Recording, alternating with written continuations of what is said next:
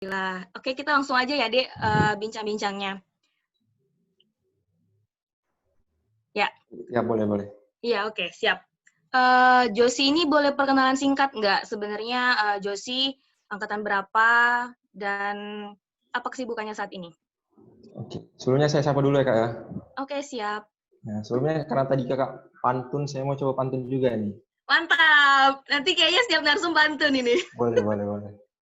Siap, Oke, silakan. singkat aja. Indonesia adalah negara hukum. Assalamualaikum. Eh,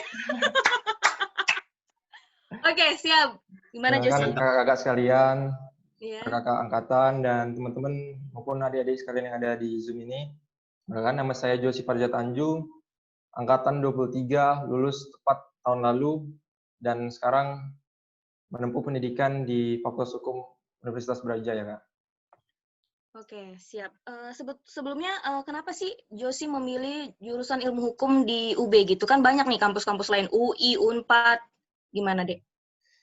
Sebenarnya awalnya kenapa ya saya memilih jurusan ilmu hukum sebenarnya? Saya tarik dulu dari situ.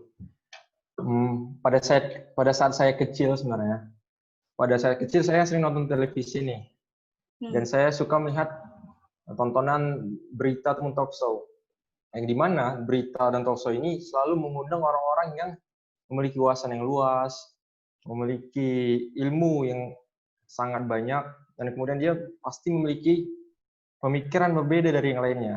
Dan rata-rata yang diundang itu adalah pasti dari lulusan anak hukum kebanyakan. Ya dari kecil saya tertarik sekali mengapa saya ingin di ilmu hukum ini. Lalu Kemudian kenapa memilih UB, Dek? oleh UB. Pertama banyak faktor Kak sebenarnya. Ya. Pertama itu kenapa saya milih UB. UB itu adalah salah satu yang terletak di Kota Malang, yang dimana salah satu kota sebagai kota pendidikan dan sekaligus kota pergerakan mahasiswa. Jadi tentu saja dengan sayanya di sini tuh iklim belajar saya, iklim lingkungan saya akan berbeda di kampus-kampus yang lainnya. Gitu, Kak. Oke. Josie, ini kan baru masuk kampus itu baru tahun lalu ya? Ya, Nah, sempat riset nggak ada perbedaan apa di tes masuknya tahun lalu dan tahun sekarang, Dek? Ya, mungkin selain karena pandemi ya, itu ada perbedaan nggak? Mungkin untuk adik-adik yang mendengarkan, jadi ada informasi juga gitu. Sebenarnya dalam garis besar semuanya hampir sama, cuman ada bagian yang berbeda di bagian SBM-nya, Kak. Di bagian SBM-nya kalau tahun semalam itu, siswa itu tes UTBK dulu, kemudian memilih jurusannya, memilih jurusan dan universitas yang diinginkannya. Dan pada tahun ini berbeda, di mana siswa ini memilih jurusannya, kemudian baru UTBK terlebih dahulu. Jadinya itulah yang membedakan dari tahun ini dan tahun yang lalu. Dan sebenarnya ini nggak jadi problem yang besar, karena sebenarnya sistem yang saat ini sebenarnya sistem yang dipakai pada tahun-tahun sebelumnya, seperti 2018 dan sebelumnya. Jadi yang berbeda cuma di tahun 2019 saja yang berbeda. Kemudian kembali lagi ke sistem yang awal. Oke, baik. Mudah-mudahan adik-adik kita nanti yang mendengarkan bisa mencatat ya. Terus ini bisa secara singkat Josie berbagi ke kita, sebenarnya tips dan trik bisa lulus di jurusan ilmu hukum menurut versi Josie itu apa? Sebenarnya menurut versi saya Kak, itu ya tentu saja belajar yang giat tentunya. Sebenarnya tidak ada tips dan trik yang pasti mengenai hal ini, karena memang tidak ada kriteria yang secara jelas dan pasti mengapa kita diterima di Fakultas Hukum UB ataupun Fakultas Hukum yang lain-lainnya. Dan saya pernah juga mengajak diskusi para pejabat kampus di UB di Universitas Brawijaya. Memang mereka tidak ada secara resmi membuka informasi siapa saja yang lulus, siapa saja yang tidak lulus. Dan bagaimana kriterianya itu tidak ada dijelaskan. Jadinya itu tergantung kita bagaimana kita belajar, kemudian mendapatkan nilai tinggi. Dengan nilai tinggi kita bakal dilihat. Dengan kita dilihat, kemungkinan besar kita bakal lulus di kampus yang kita inginkan. Oke, jadi untuk informasi rekan-rekan sekalian, Josie ini walaupun masih angkatan baru, tapi dia sudah aktif ikut organisasi di kampus. Salah satunya dia merupakan anggota dari Badan Eksekutif Mahasiswa. Mungkin sedikit aja deh, mungkin ada berbagi sedikit. Kalau di kampus itu sebagai maba, gimana kesibukannya, dan apa aja yang bisa kita lakukan di kampus sebagai mahasiswa baru? Sebenarnya, oke Kak, makasih. Pertama kita masuk dunia kampus pasti kan berbeda dengan dunia sekolah. Kita mencari dunia baru, bagaimana kita mengembangkan diri kita. Pada saat di masa-masa kuliah ini adalah masa-masa di mana kita waktu yang tepat untuk pengembangan diri yang sangat besar. Jadinya dengan banyak wadah-wadah seperti organisasi dan berbagai fasilitas dan aktivitas yang diadakan kampus, yang disediakan kampus, maka dari itu manfaatkan sebaik-baiknya. Dan pengalaman saya mengikuti BEM, organisasi BEM di dalam kampus, kemudian ada Braujay Murko Community, kemudian saya juga ikut di luar kampus. Ada juga aktif di beberapa organisasi, termasuk Himpunan Mahasiswa Islam, dan Ikatan Mahasiswa Muslim Sumatera Utara. Oke, sekian dulu ya dari Josie, teman-teman. Nanti kalau misalnya ada pertanyaan, bisa disampaikan di kolom chat, atau nanti waktu sesi pertanyaan bisa raise hand ya. Sekarang saya akan menyerahkan sesi ini kepada Yantin, karena Yantin akan bertanya ke narasumber selanjutnya. Silakan Yantin. Thank you, Krisa. Ya kan tadi kita udah tahu nih sedikit sharing session dari Josie yang masih kuliah. Nah, sekarang kita coba beralih dulu nih kok ke kakak kita yang baru aja lulus dari Fakultas Hukum dan baru aja kerja nih.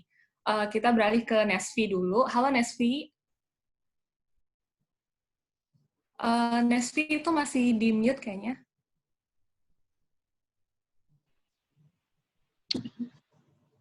Halo. Nesvi itu masih di mute. Udah kedengeran? Ya, udah. Ya, okay. Gimana kabarnya, Nesvi? Alhamdulillah baik. Selamat pagi semuanya. Pagi Bang, Kak, adik-adik sekalian. Ya, mungkin sebelum Nesvi sharing, mungkin Nesvi bisa share dulu kali ya sedikit tentang Nesvi. Dulunya angkatan berapa, terus kuliahnya di mana, kayak gitu. Oke. Saya Nesvi Dalili, saya angkatan 2013 sebenarnya. Dan sekarang saya sebagai junior associate lawyer di salah satu firma hukum yang kebetulan punya anak Matauli juga. Kalau abang dan adik-adik sekalian kenal, Pak Nove Pasaribu. Saya bekerja di situ dan sebagai junior associate lawyer. Gitu. Oke. Nah, Nesvi kan ngambil jurusan hukum nih. Dulu apa ya kira-kira pengen masuk jurusan hukum dan kenapa ngambilnya di USU waktu itu? Oke, kenapa ngambilnya di USU? Pertama karena lebih dekat dengan orang tua sih, itu alasan yang pertama. Terus kenapa ambil hukum? Karena saya itu termasuk orang yang suka mingle dengan orang, jadi suka bersosialisasi, suka komunikasi. Jadi sebelumnya saya cari tahu dulu nih, saya itu capability-nya apa, terus saya sharing dengan orang tua, dengan teman, dengan guru lah yang lebih mengetahui diri saya. Terus saya lebih realistis aja ke depannya dunia kerjanya seperti apa, di riset dulu, dan akhirnya saya memutuskan ya udah ambil hukum. Gitu. Oke, berarti Nesvi sebenarnya udah riset banyak ya sebelum ngambil hukum, udah hukum tuh kayak gimana gitu. Nah, dan kebetulan karena passion juga sih. Oke. Terus kemarin tuh di hukum tuh belajar apa aja ya kira-kira yang secara singkat buat gambaran ke adik-adik juga? Oke, pastinya yang paling dasar ya pengantar ilmu hukum, terus belajar tentang hukum perdata, bagaimana lebih ke private material, gimana ketentuan antara perseorangan ke perseorangan, dan atau badan hukum, terus hukum pidana, hukum investasi, hukum perbankan. Ya seperti itulah terkait dengan kepentingan umum dan private material. Oke. Nah, sebagai lulusan hukum nih, kan Nesvi baru aja nih masuk ke dunia kerja. Boleh ceritain nggak sih kayak gimana proses bisa masuk ke law firm, terus kayak apa-apa aja mungkin kendalanya, terus apakah Nesvi punya pengalaman magang sebelumnya gitu? Sebelumnya, saya tuh udah riset juga sih. Ini semua tuh karena IKAMA juga saya bisa masuk ke law firm-nya Pak Nove. Jadi riset dulu alumni IKAMA yang mana nih yang udah expert di bidang hukum. Kebetulan karena saya hukum bisnis, jadi saya riset dulu, oh hukum bisnis ternyata ada abang A, B, C. Dan akhirnya saya coba apply. Yang pertama saya apply di law firm-nya Pak Nove langsung, terus saya coba magang selama 3 bulan, lalu ada probation, masa percobaan selama 3 bulan lagi, dan akhirnya saya diangkat sebagai junior associate lawyer setelah dites selama 6 bulan.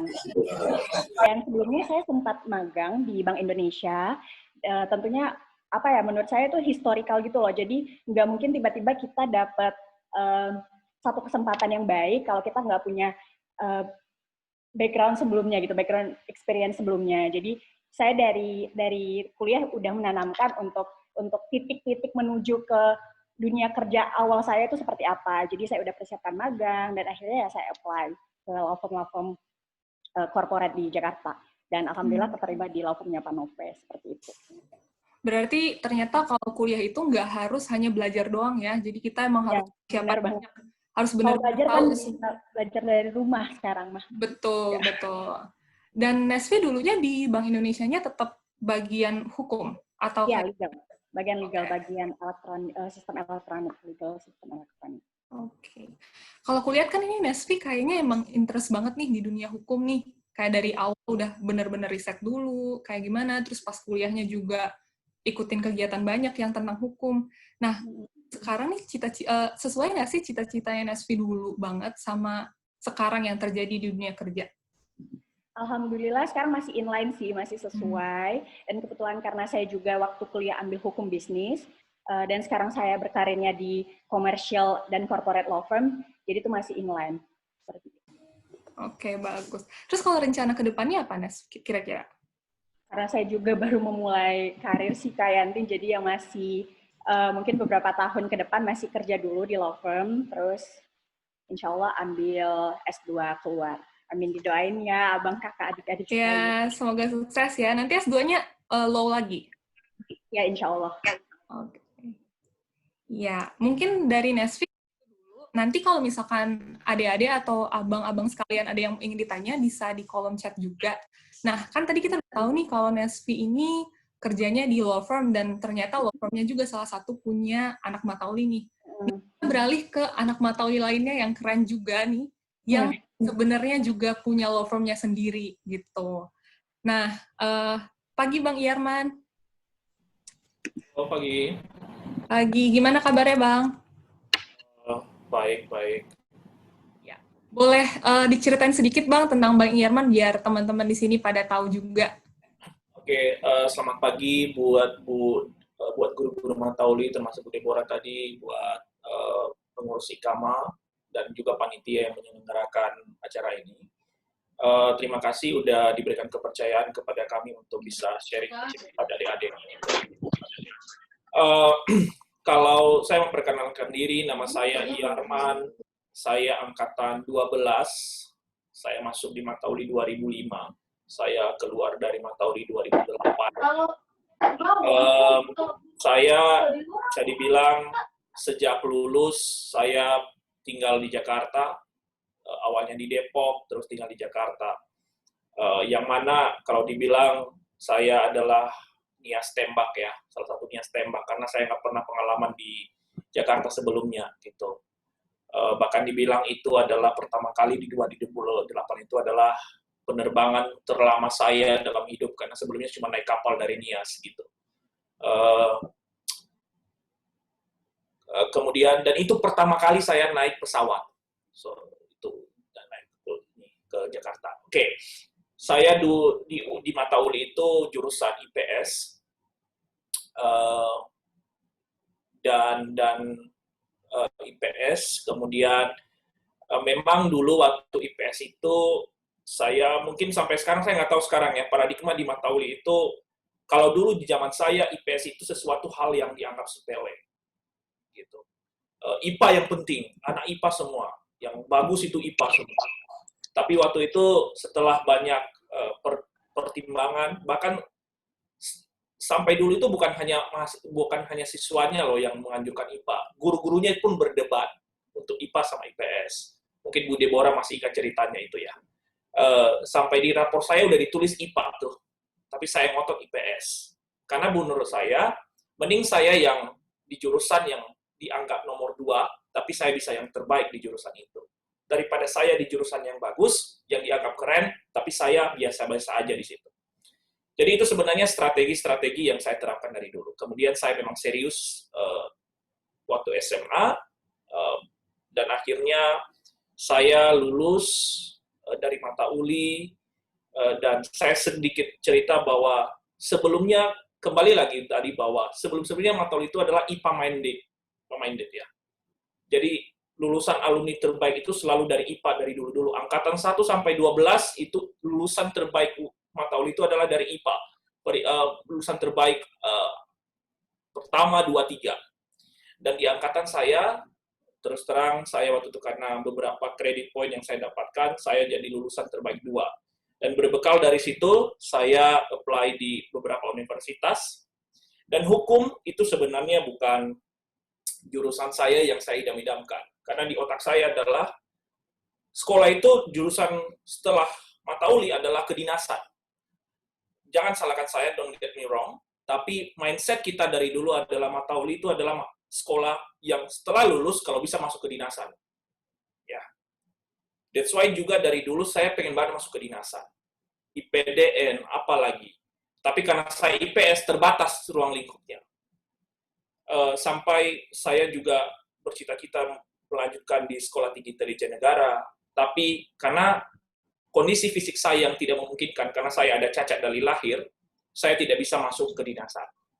Oleh karena itu saya apply di swasta, di negeri, di swasta, dan waktu itu saya diterima, walaupun saya adalah waktu kuliah anak Olimpiade Ekonomi, tapi saya nggak diterima di akuntansi di beberapa sekolah, termasuk saya UGM, termasuk saya apply di UI, tidak diterima. Tapi ternyata diterima dua-duanya itu, UGM dan UI, saya diterima di Fakultas Hukum. Dan akhirnya saya memutuskan masuk Hukum UI dengan jalur undangan pada saat itu. Mungkin adik-adik di sini yang nanti mau melanjutkan di UI atau di universitas lain, tapi yang saya tahu adalah di UI, saya sangat mendorong kalian untuk kalian bisa mencoba. Tapi kalau tadi yang pembicara pertama siapa, Josie tadi bilang bahwa dia nggak tahu apa tipsnya bisa masuk hukum di sana. Tapi kalau yang saya tahu, dan karena udah menjadi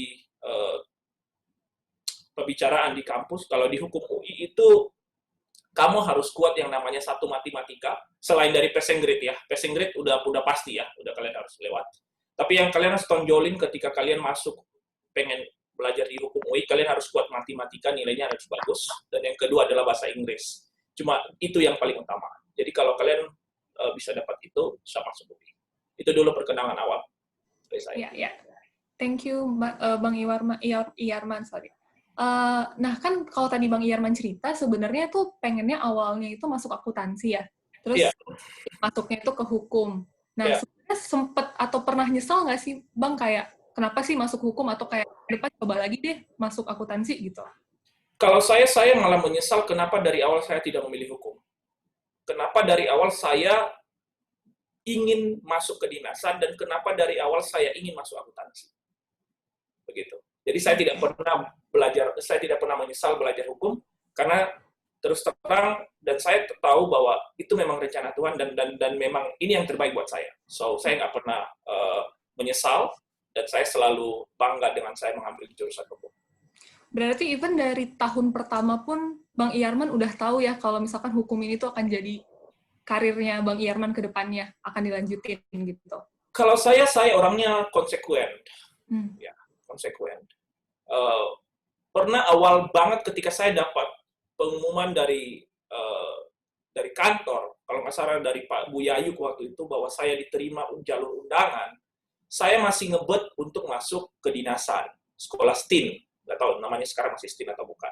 Masuk pengen STIN gitu. Saya samperin Pak Mur, saya bilang Pak Mur, saya udah dapat undangan, tapi saya mau nggak masuk, saya mau STIN. Gitu. Tapi Pak Mur bilang, jangan, nanti kasihan adik-adik kamu yang blacklist berikutnya nanti. Dan akhirnya ya udah, toh juga saya ngambil jurusan hukum, ya itu yang saya milih, yang isi formnya ya udahlah saya ambil aja. Tapi setelah saya masuk kuliah, saya komit, saya konsekuen orangnya, dan saya jalanin, dan akhirnya bisa enjoy. Nah, buat teman-teman yang belum tahu juga, jadi Bang Iyarman ini tuh dulunya kerja law firm, tapi sekarang Bang Iyarman ngebangun law firm-nya sendiri nih. Nah, dari Bang Iyarman sendiri sebenarnya ada nggak sih Bang bedanya kayak kerja di law firm orang lain versus bikin law firm sendiri gitu? Tentu ada berbeda ya. Saya ini memulai karir di kantor hukum itu di akhir 2011, di akhir ya, bulan November. Karena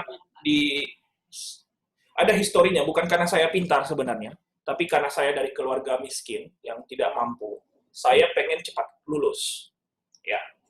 Dan saya sudah komit sama orang tua saya bahwa setelah saya lulus, saya sidang, saya lulus, saya tidak mau lagi terima uang dari mereka. Dan lagi-lagi saya konsekuen. Saya lulus, langsung masuk di kantor hukum kecil, kemudian beberapa bulan saya masuk ke law firm yang lebih besar lagi, kemudian setelah itu menurut saya, saya butuh exposure yang lebih. Jadi saya masuk lagi di kantor hukum yang di Indonesia yang katanya mereka mengklaim diri 3 terbesar, 5 terbesar, yang mana mereka punya afiliasi atau kerjasama dengan kantor hukum internasional di hampir seluruh, di sebagian besar negara-negara maju. Jadi itu yang membedakan. Nah, kemudian saya merasa bahwa karir saya di sana stuck dan walaupun lawyer itu sebenarnya sifatnya independen, tapi saya merasa saya tidak seindependen itu karena toh masih kerja sama orang. Dan akhirnya saya memutuskan untuk mencoba membuka kantor sendiri. Perbedaannya sebenarnya adalah lebih kepada apa yang kita lakukan. Kalau kita bekerja sama orang dalam profesi lawyer, tapi bekerja sama orang, maka kita hanya mengerjakan kasus yang kita sedang kerjakan. Ya.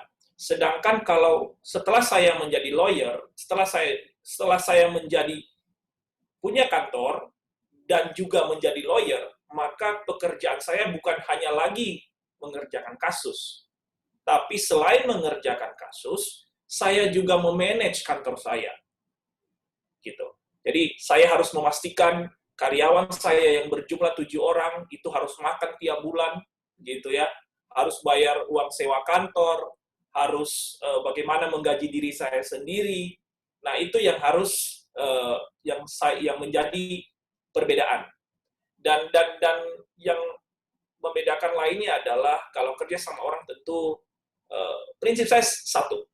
Ketika saya kerja sama orang, maka gaji saya itu hanya untuk diri saya, istri saya, dan keluarga saya. Tapi ketika saya bekerja sambil membuka kantor, maka hasil yang saya dapatkan itu bisa saya berbagi kepada karyawan-karyawan saya. Jadi, prinsip saya ingin menjadi distributor atas penghasilan. Jadi, saya membagi penghasilan saya kepada teman-teman, kepada rekan-rekan yang juga quote-unquote menambah lapangan pekerjaan. Seperti itu. Oke. Berarti lebih seru ya, Bang, bikin kantor sendiri daripada kerja sama orang lain? Dibilang lebih seru, tentu lebih seru. Tapi buat saya sebenarnya kerja di kantor orang lain, kerja di kantor sendiri sama aja. Selama kita punya integritas dan punya cara pandang yang benar terhadap apa yang kita lakukan. Oke. Nah, Bang Iyarman sendiri kan sebenarnya udah berkarir di dunia hukum udah cukup lama nih. Kasus-kasus yang kira-kira kayak membekas banget di Bang Iyarman ada nggak ya yang bisa di-share gitu? Jadi, kalau mungkin buat gambaran buat adik-adik yang masih kelas SMA gitu ya, kelas 1, 2, 3. Jadi pengacara itu, saya mau infokan bahwa pengacara itu masih ada bagian-bagian masing-masing. Ya, ada kekhususan. Semakin dia profesional, semuanya profesional, semakin dia lebih expert, lebih ya expert ya, saya nggak tahu bahasa Indonesianya apa, lebih expert, maka dia akan memfokuskan diri pada bidang tertentu. Karena hukum itu terlalu luas. Ada yang mengkhususkan diri misalnya di bidang hukum, menjadi pengacara di bidang hukum litigasi. Litigasi itu apa sih? Misalnya kepolisian, ada kasus-kasus sengketa gitu ya, ada kasus narkoba, ada kasus korupsi, sengketa tanah, itu masuk litigasi. Yang intinya adalah pengacara yang melakukan pekerjaannya dan berdamping, berkaitan erat dengan polisi, kejaksaan, pengadilan. Ada juga profesi hukum yang memfokuskan diri pada korporasi. Jadi kerjanya apa? Kerjanya seperti saya adalah membantu perusahaan-perusahaan. Paling gampang adalah buat kalian jual beli perusahaan. Ya. Bikin perjanjian dengan perusahaan A dengan perusahaan B. Perjanjian apa misalnya contohnya? Misalnya perjanjian untuk membangun jalan atau perjanjian untuk membuat pertambangan. Nah, itu yang korporasi lakukan. Nah, mengenai tadi apa yang berkesan dari klien, mungkin perbedaan yang paling mendasar dari kasus-kasus yang dikerjakan sama korporasi sama litigasi adalah kalau litigasi yang berkaitan polisi, kejaksaan biasanya karena ini lebih accessible kepada publik, kepada masyarakat, ini lebih sering blow up ke media. Ya, kalau kalian misalnya dengar misalnya Pak Hotman Paris, Hotman Sitompul dulu Pak Ruhut, Pak David Tobing karena dia perlindungan konsumen, itu lebih terblow up. Tapi kalau korporasi biasanya mereka karena bisnis mereka bukan menyembunyikan diri, tapi tidak terblow up, tidak terekspos ke media. Kembali ke pertanyaan apa yang menurut saya yang paling bergengsi, yang pernah saya pegang, mungkin kalian tidak pernah dengar atau nggak terblow up di media, tapi saya adalah salah satu, ketika saya di kantor yang lama, saya menjadi salah satu lawyer yang mendedikasikan diri untuk klien namanya hotel-hotel Marriott dan Starwood. Jadi nanti kalau kalian main-main ke Bangka Belitung, akan ada banyak hotel yang berdiri yang megah di sana, dan yang membuat kontrak di sana adalah saya. Ada 3 hotel yang saya bantu di sana. Kemudian kalau adik-adik semua nanti main ke Jakarta, atau abang-abang yang sering main ke Jakarta, kalian kalian lewat Terminal 3. Di situ ada iklan-iklan, papan iklan, ada LED. Nah, itu perjanjiannya itu saya yang bikin. Saya sendiri yang bikin. Termasuk sekarang kalau kalian main ke Terminal 1 atau Terminal 2 Soekarno-Hatta, itu udah berubah namanya tuh. Ada Terminal 1 Traveloka, Terminal 2 Traveloka, Terminal 1 Pergi-Pergi. Nah, itu juga saya yang bikin agreement-nya. Jadi, termasuk nanti PIJP yang belum terbuka tuh di daerah Bandung sana. Itu hanya kesan-kesan saya dalam menangani kasus. Seperti itu. Ya, ternyata di dunia hukum itu nggak harus kasus-kasus yang kayak ke blow up banyak banget di media ya, Bang ya. Kayak banyak kasus-kasus bisnis juga yang sebenarnya ditanganin sama hukum gitu. Kalau untuk menjawab itu, saya mau ngasih gambaran ke adik-adik semua bahwa berdasarkan survei dan atas fakta yang terjadi di lapangan, kantor hukum yang besar itu, Indonesia, itu namanya sangat jarang terblow up di media. Ada satu kantor hukum yang pengacaranya di dalam itu 200 orang, sekitar bisa lebih sekarang, saya tahu. Itu namanya sangat tidak pernah kedengaran dengan namanya, misalnya Pak Hotman Paris Hutapea misalnya. Yang mana Pak Hotman Paris Hutapea, saya nggak yakin kalau lawyernya dia lebih dari 20 orang. Jadi, berbeda. Kalau korporasi itu besar size-nya mereka, lawyernya, tapi tidak kedengaran namanya di luar sana. Seperti itu. Oke. Thank you Bang Yarman. Kita alihin lagi balik ke Krisa untuk narasumber selanjutnya.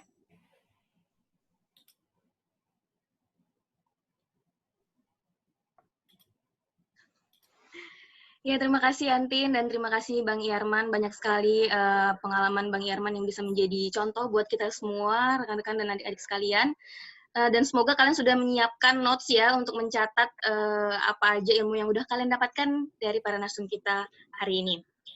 Halo Bang Despa, sudah standby Bang? Sudah. Halo Halo Bang, gimana Bang? Kabarnya Bang? Sehat Bang? Udah bisa Zoom-nya? Aman? Alhamdulillah, udah bisa, sudah. Alhamdulillah. Bang, tadi kan kita udah mendengar nih cerita-cerita Bang Yarman dan pengalaman Abang itu yang sangat menginspirasi kita semua bahwa cita-cita itu nggak bisa diraih dengan instan gitu. Ada prosesnya. Dan itu tuh sangat panjang dan setiap orang itu punya ceritanya masing-masing bagaimana dia bisa sampai di titik yang sekarang. Mungkin Abang udah terkenal lah di Matauli kan Bang, dengan keunikan Abang gitu. Dan adik-adik semua udah tau lah Bang Despa Siregar angkatan 10. Mungkin selain dua kalimat itu mungkin ada sesuatu yang kami bisa lebih tahu banyak tentang Abang dan mungkin Abang bisa cerita bagaimana pengalaman Abang bisa sampai di titik yang sekarang Bang. Silakan Bang. Oke. Jadi sebelumnya biasalah perkenalan dulu. Saya Despa Siregar, angkatan 10. Saya asal daerah saya itu Sidempuan. Ibu saya masih di Sidempuan sana.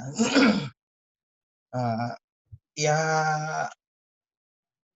jadi sama seperti Bang Yarman tadi, bahwa memang dulu pertama kali lulus dari Matauli, yang pertama kali dicari adalah sekolah kedinasan.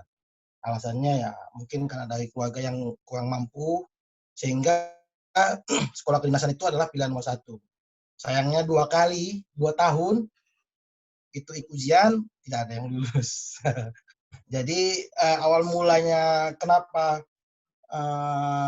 sebetulnya dulu belum ada tujuan untuk jadi pengacara, tidak ada niat untuk menjadi pengacara. Karena tamat SMA tahun 2006 itu saya langsung ke Jakarta, dan kebetulan saya langsung bekerja di kantor hukum yang spesialisnya konsultan haki. Mungkin kalau beberapa dari kawan-kawan lawyer atau dari pengusaha mungkin paham itu haki itu salah satunya mungkin baik dagang dan segala macam. Nah kebetulan saya memang expertnya di bidang hak intelektual. Nah dulu pertama kali lulus itu saya kerja karena memang tidak ada niat untuk kuliah. Itu memang karena kita tidak ada kepikiran untuk kuliah kalau tidak sekolah kedinasan. Alhamdulillah setelah 2 tahun kuliah, setelah 2 tahun kerja itu pimpinan perusahaan tuh kasih kita beasiswa untuk sekolah. Dan itu masih ngambil jurusan manajemen informatika. Karena memang nggak ada kepikiran sama sekali untuk ngambil jurusan hukum. Tahun 2011 itu selesai kuliah, masih di kantor yang sama dan masih tidak ada kepikiran untuk jadi pengacara. Pada tahun 2013 baru ambil kuliah hukum dan selesai tahun 2017. Itulah awal mulanya kenapa bisa ngambil jurusan hukum ini. Karena keadaan.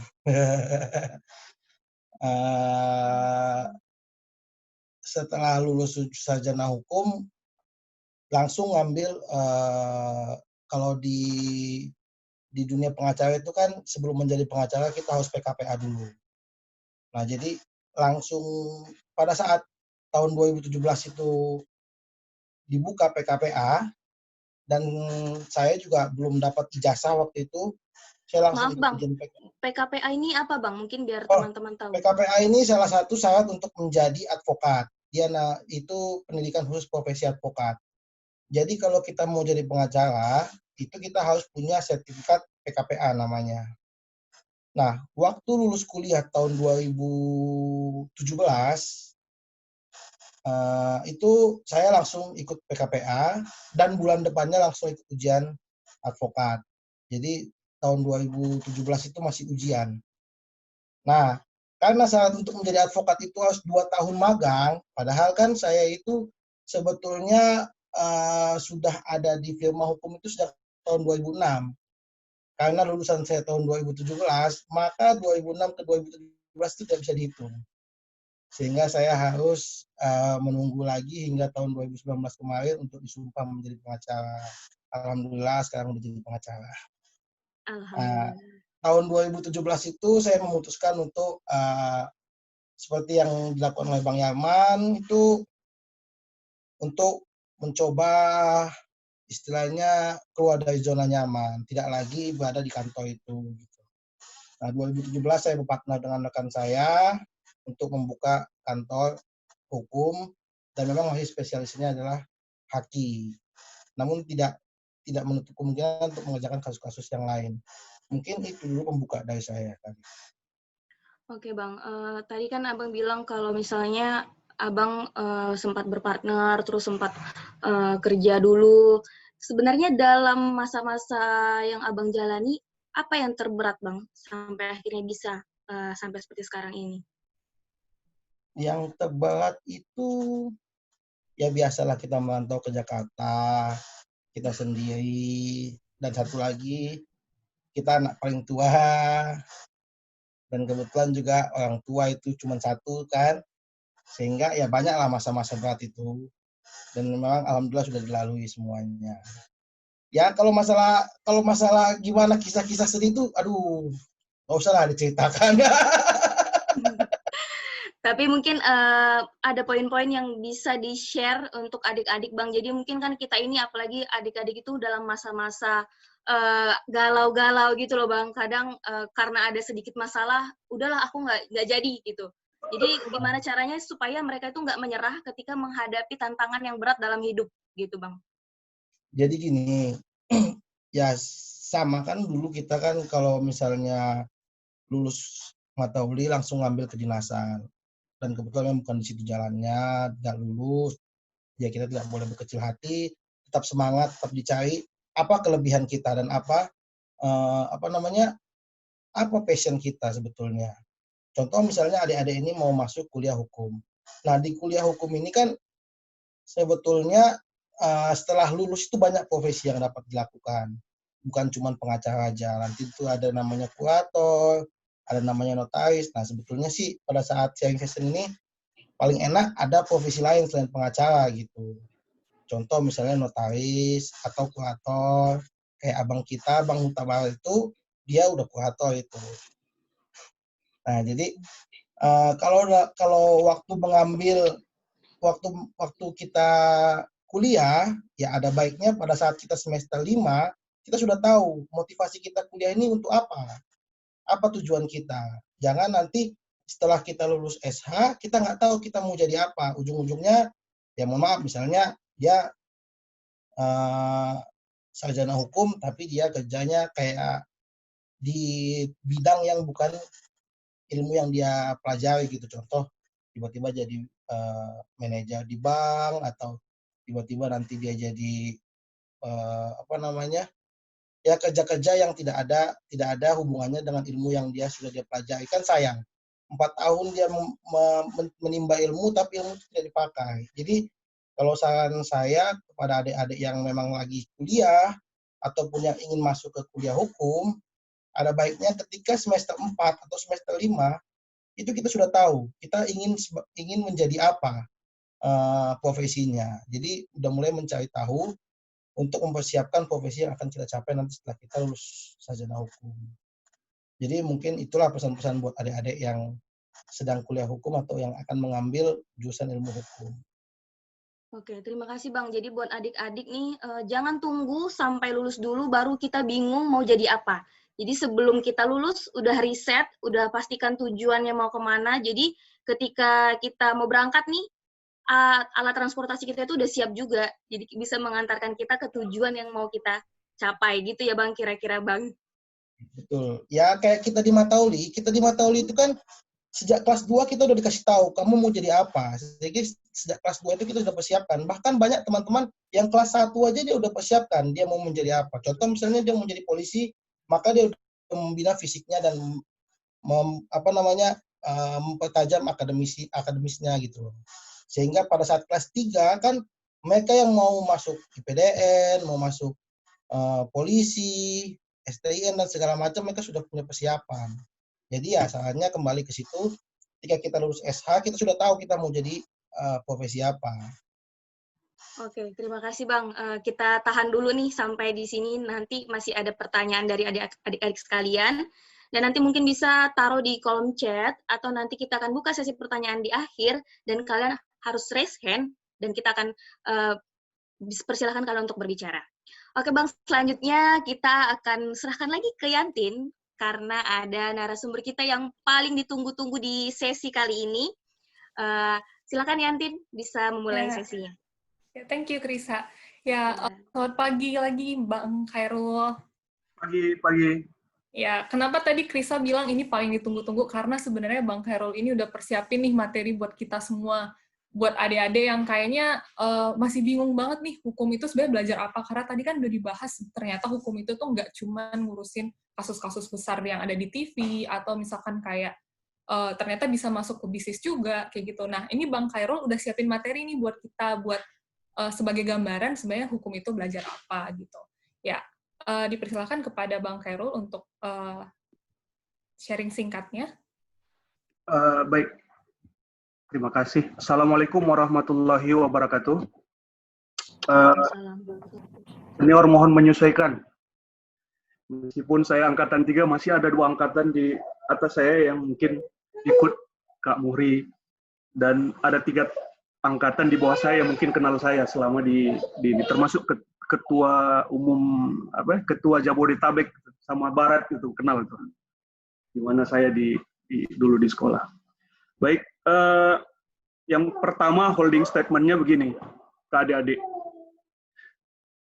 Kita masuk Matauli itu sangat bersyukur. Kita harus bersyukur bahwa sekolah kita itu memasukkan kita di dalamnya itu di testing. Berbeda dengan sekolah-sekolah yang lain. Dulu kami tahun 96, mungkin kondisinya jauh berbeda dari yang sekarang. Dulu belum ada internet tahun 96.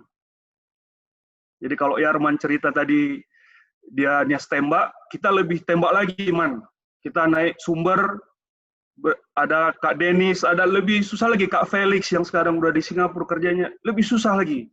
Karena kita anak-anak nias yang nggak tahu juga mau sekolah, tapi pengen sekali ingin jadi lebih baik kehidupannya, jadi lebih baik. Saya kalau ingat perjalanan ini suka terharu. Karena sebagian besar anak-anak Matauli itu secara ekonomi tidak beruntung. Tidak beruntung. Makanya saya suka terharu dan tidak lupa menyelipkan doa kepada para pendiri Matauli. Almarhum Jenderal Faisal Tanjung yang jadi panglima pada saat itu, Bapak Insinyur Akbar Tanjung pada saat itu, dan sampai sekarang luar biasa beliau memperhatikan pendidikan di wilayah barat Indonesia itu, termasuk kita. Jadi bersyukurlah kita anak-anak Matauli sekarang ini yang sudah berhasil menjadi bagian keluarga besar Matauli, karena itu apapun yang diminta oleh Matauli hari ini sepatutnya tidak ada kata tidak. Karena itu ketika saya diminta pada hari kemarin oleh Chris, saya siapkan bahan yang sederhana, saya siapkan pagi, saya siapkan oleh-oleh itu, gitu. Supaya adik-adik punya panduan.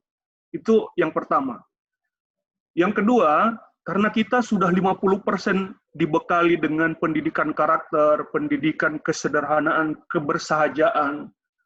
Karena itu seharusnya kita sudah tidak takut lagi menatap masa depan, karena 50% itu kita udah dilatih. Kedisiplinan, kesetiaan, loyalitas, semua ada di kita. Sehingga apapun jadinya kita menghadapi kehidupan, harusnya anak Matauli itu berhasil. Apa yang mau saya hindari dari success story yang mungkin sering kita dengarkan dari beberapa teman adalah kita suka di tahun saya belajar itu memang IPA minded itu Matauli. Karena memang zaman Orde Baru itu memang membutuhkan teknokrat, kurang kita pada saat itu. Sehingga kita diarahkan menjadi kalau tidak militer, teknokrat. Bahkan kami kalau enggak IPA, kami bisa drop out. Karena itu kami matematika, fisika, kimia, biologi itu harus nilainya rata-rata 7,5. Kalau enggak itu memalukan gitu. Dan itu kita nikmati sampai ada seperti yang disampaikan oleh Arman masih merasakan di angkatan itu, memang prestisenya itu begitu. Dan setelah perjalanan saya merasa itu nggak ada yang salah dengan sistem itu. Sistem disiplin, sistem cara berpikir logik itu nggak ada yang salah. Saya mengatakan saya menguasai ilmu hukum hari ini, itu karena cara berpikir logik yang diajarkan Matauli. Yang diajarkan, kalau saya sebut Pak Mur misalnya. Jadi, adik-adik yang sekarang sekolah itu, nikmatilah, enjoylah di Matauli itu, karena basicnya Anda sudah diberikan semuanya. Maka tataplah dengan optimis, karena 50% karena Anda siswa unggulan. Bahkan dulu ada lagu yang mungkin Rinaldo sama Barat tahu itu, Hujale itu, Rinaldo. Hujale itu, masih ingat Bang, Hujale. bagaimana kita diberi semangat, hujale, riang, kegembiraan. Jadi menatap masa depan itu kegembiraan, adik-adik. Mau apapun background. Makanya jangan kita ulang lagi ketika kita mengatakan fisika lebih bagus. Maka kita akan bilang ini, oh kalau kamu sarjana hukum, kamu harus kerja di hukum. Karena kalau tidak, sia-sia 4 tahun. Menurut saya itu harus dikoreksi pikiran begitu. Kalau kamu harus kuliah ini, kamu harus jadi pengacara hebat. Karena ukuran-ukuran kesuksesan itu adalah ukuran-ukuran yang sumir, yang mengaburkan. Makanya itu ada nanti slide saya, kan nanti kalau misalnya ditampilkan itu, sukses itu journey, perjalanan hidup, dinikmati. Yang terbaik itu adalah yang bermanfaat sebanyak-banyaknya bagi orang lain. Maka saya pengen anak Matauli itu bermanfaat bagi sebanyak orang lain. Sejak dari mahasiswa. Bahkan kalau saya bisa sedikit bercerita, saya kelas 1 SMA di Matauli dulu, dengan Kak Muri Hafiz itu saya ketua 4 OSIS. Kak Muri itu ketua umum OSIS. Mungkin Kak Muri nanti bisa respon. Memang sejak lama itu, talenta bakat itu akan ada di Matauli itu. Dan bahkan kita di Matauli itu ada pemilu dulu. Kita lah yang awal-awalnya itu memperkenalkan pilkada, pemilu raya pakai jargon, pakai partai gitu. Jadi ke adik-adik jangan ragu, jangan takut memilih jurusan apapun. Karena sekolah itu bukan untuk bekerja. Sekolah itu untuk mengasah karakter, budi pekerti, supaya kita lebih bermanfaat bagi orang banyak. Karena dalam perjalanan ini saya melihat ada teman-teman kita yang mungkin kurang beruntung hidupnya. Dia bisa jadi supir, dia bisa jadi yang lebih rendah dari itu, yang mungkin menurut kita rendah. Nah, itu jangan kita ulang gitu, seperti soal IPA fisika, IPA, IPS, atau istilah sekarang social distancing atau physical distancing gitu. Kalau physical distancing untuk anak IPA, social distancing untuk anak IPS, nggak ada hubungannya. Sama sekali nggak ada hubungannya. Sukses itu is journey, nikmati. Karena itu ada 3 hal yang saya bilang ke adik-adik sebagai pesan, yang mungkin ini nasihat ke diri saya, dan saya selalu ingat, sebagian besar guru-guru kita yang angkatan pertama itu pernah juga nginap lah di rumah saya di Nias. Pak Anwar Said sekarang yang SMP, Pak Mur itu sampai voli bareng, karena umurnya pada saat itu, beliau itu masih muda sekali.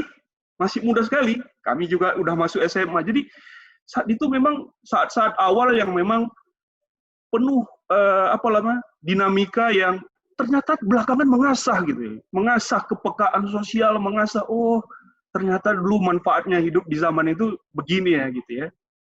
Jadi para alumni Matauli atau adik-adik ingat itu, dibilang orang kompeten dalam hidup itu ada 3. Pertama knowledge, skill, attitude. Kita sedang berbicara mempersiapkan knowledge, yaitu jurusan ilmu hukum. Ya pilih saja. Kalau Anda ingin kuliah hukum, pilih saja kuliah hukum. Kerjakan dan tekuni dengan baik-baik. Tekun dan setia itu anak Matauli. Mau sesusah apapun soal anak Matauli, itu anak Matauli cara sistematika langkahnya itu diketahui, ditanyakan, dijawab itu Pak Mur udah ajarin.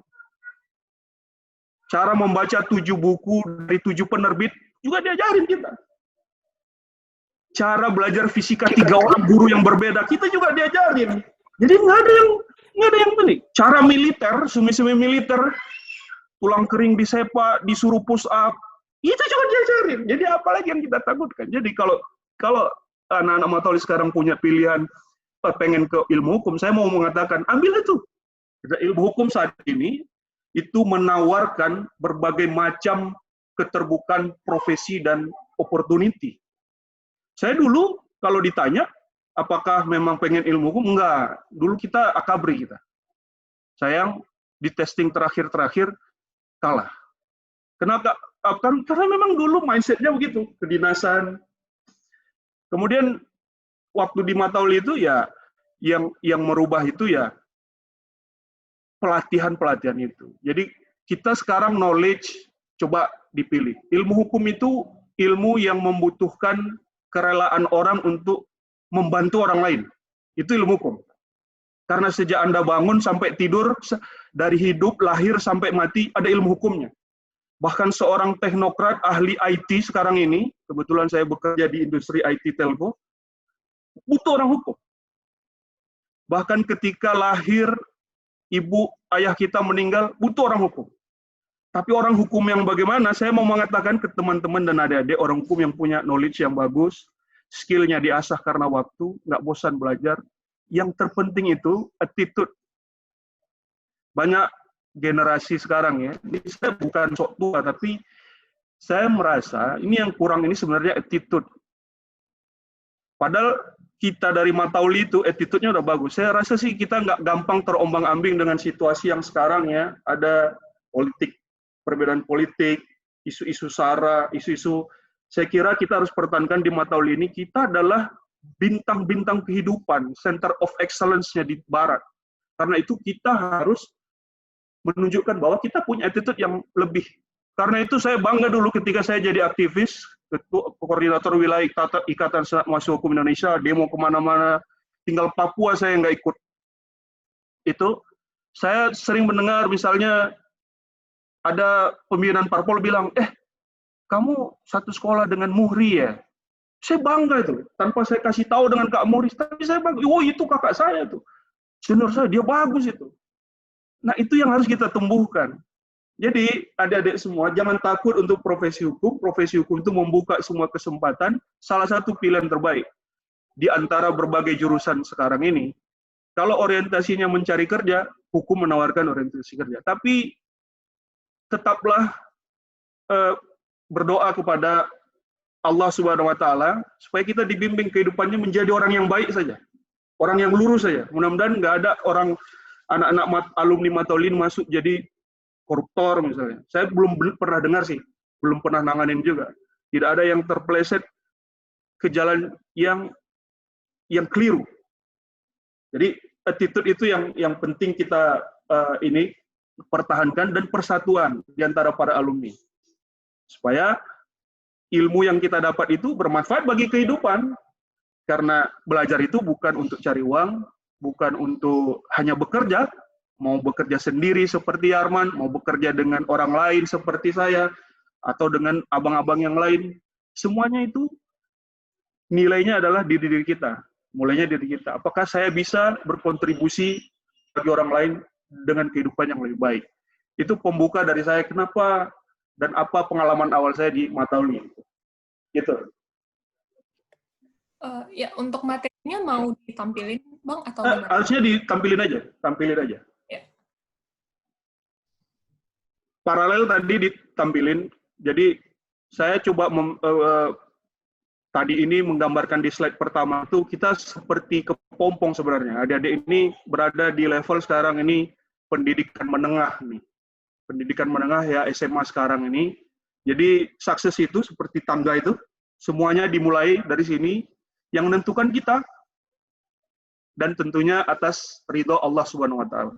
Jangan lupa dengan Tuhan yang Maha Kuasa. Jangan lupa, karena kita ini dari orang susah, bukan keluarga orang kaya, dari tempat yang dari kampung lah sampai Jakarta, ternyata bisa didengarin orang Jakarta. Kita bisa didengar seperti Arman itu, membanggakan hasil-hasil karyanya.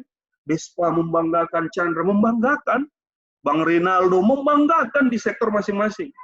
Tapi sukses itu adalah kita yang menentukan, momentumnya kita yang menentukan. Tetapi teman-teman yang kurang beruntung karena takdir Allah yang berkecil hati, kita justru merangkulnya. Jangan dengan success story kita menyebabkan teman-teman yang kurang beruntung, aduh malu-maluin nih anak Matauli kok begitu. Karena nggak semua sama kehidupan kita. Nah, jadi itulah makanya kita berkumpul sebagai ajang untuk saling tahu nih, oh ini ada teman kita yang bisa dibantu. Alhamdulillah si Nasfi tadi bisa bekerja di kantor alumni Matauli. Artinya itulah gunanya kita bersilaturahmi itu. Nah, di slide yang berikutnya, Yantin bisa? Di slide berikutnya itu yang saya maksudkan.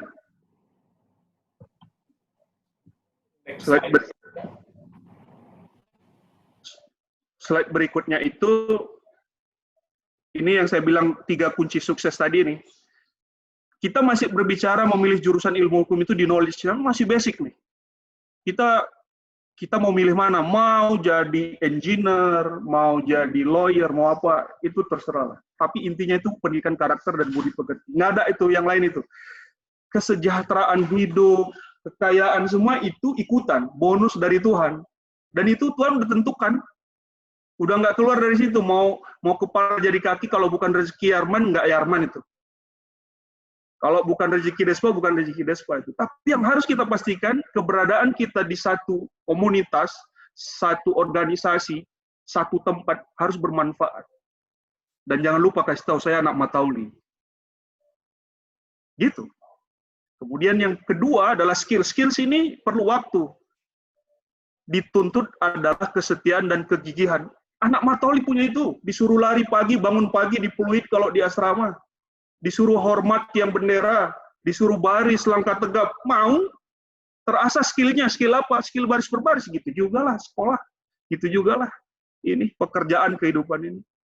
Tapi yang lebih banyak kalau saya merasa ya, entah karena umur atau karena perjalanan karir, rasa-rasanya attitude itu jangan kita lupakan, jangan kita tinggalkan. Attitude. Dan Matauli mengajarkan kita hormat kepada kakak kita yang lebih tua, kita hormat dan sayang kepada adik kita yang memang punya kontribusi lebih. Jadi nggak ada hard feeling, yang nggak ada rasanya persaingan yang meletihkan gitu. Jadi anak Matauli itu seakan-akan harus dapat penghargaan 5 besar, harus dapat, udah dapat. Di Matauli itu semua, kita itu adalah unggulan. Makanya ada lagunya itu, Ronaldo atau Barat, ingat tuh. Aku bangga menjadi siswa unggulan, apalagi di SMA Matauli, ku dibina dan ditempa selalu untuk menjadi pimpinan sejati. Disiplin adalah nafasku, kesetiaan kebanggaanku, kehormatan segala-galanya yang harus ku junjung selalu. Mungkin saya sebagai angkatan yang awal, yang belum ada alumni pada saat itu, saya mau mengatakan ke teman-teman, itu semua nilai, attitude, disiplin, kesetiaan, kehormatan. Jangan gadaikan kehormatanmu hanya karena perkara yang receh.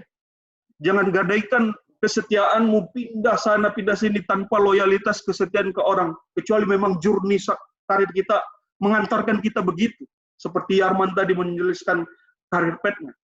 Jadi adik-adik jangan khawatir, tetap semangat. Setengah dari potensi itu, kalau istilahnya itu comparative advantage-nya itu, dan competitive advantage-nya itu teman-teman udah punya. Adik-adik udah punya. Saya yakin itu. Yang penting, adik-adik open-minded, agile, terbuka, terus berjuang, insya Allah kompetensi yang adik-adik mau apapun di segala bidang itu akan ada. Slide selanjutnya.